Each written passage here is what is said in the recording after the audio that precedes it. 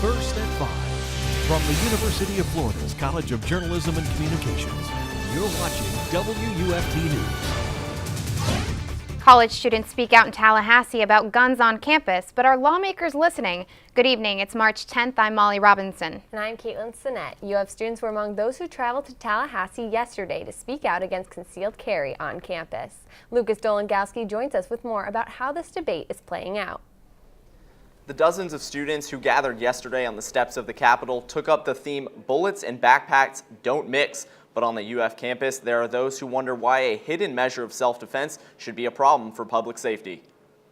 FSU's police chief says his officers arrived within 2 minutes. He says it would have added to the confusion and danger if the first responders encountered an armed staffer or armed student shouting at the gunman or exchanging fire. And he says accidents are bound to happen and could be deadly given a college culture that includes underage drinking and poor decision making. Reporting live from the newsroom, Lucas Dolangowski, WUFT News.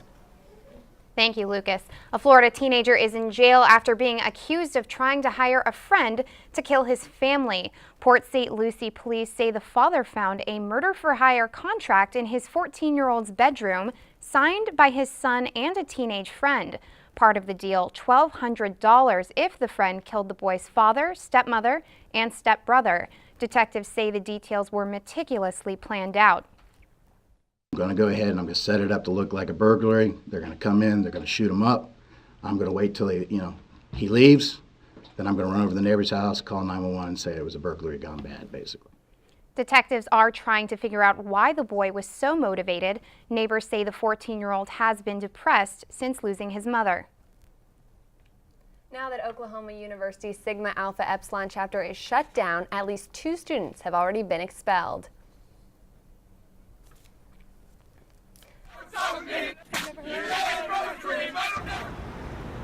This news comes after the fraternity published a video showing some members chanting racial remarks on a bus. The reaction has been widely condemned across the nation. At the University of Florida, some students say they were upset, but not surprised by the video. I hope this can be used as sort of a reference or a precedent for what we do next in regards to these issues. However, these things still keep occurring. So, I definitely hope that this can help remedy those things. But, being realistic with ourselves, we need to do more. It shouldn't be reacting to these situations. We need to be more proactive. UF has a fairly small percentage of African American students, just 6%, but the university says it has made a number of efforts to keep African Americans and other minorities involved in all programs within the university. Turning to other news on this Tuesday, an Indiana man landed the catch of the day while vacationing in Florida.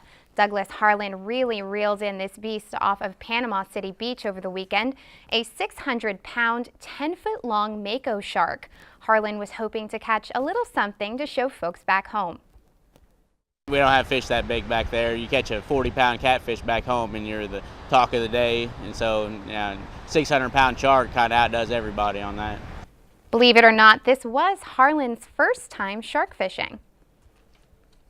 It has been absolutely beautiful for the past few days here in North Central Florida, but I'm wondering if this nice weather will last through the night. UF forecaster Ronnie Sokash joins us now from the UF Weather Center to let us know where we will see some fog tonight. Ronnie?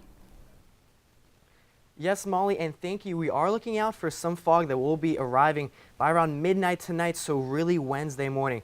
But still, there will be some fog to look out for. Take a look at Fog Tracker. Well, it's really coming from the east and west coast. We see a lot of it really prevalent around 6 a.m., not really hitting the Gainesville area yet, but it continues to make its way through around 7 a.m. We see some bands of fog will be making their way through. So be aware if you're on the roads early tomorrow morning.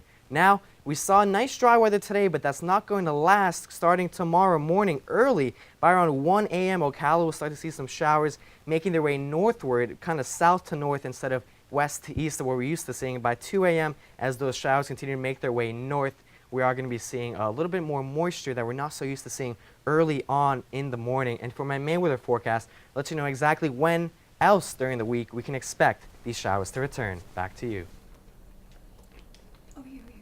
Thanks, Ronnie. The newest study on coffee reports people who drink it moderately have cleaner arteries than those who avoid it.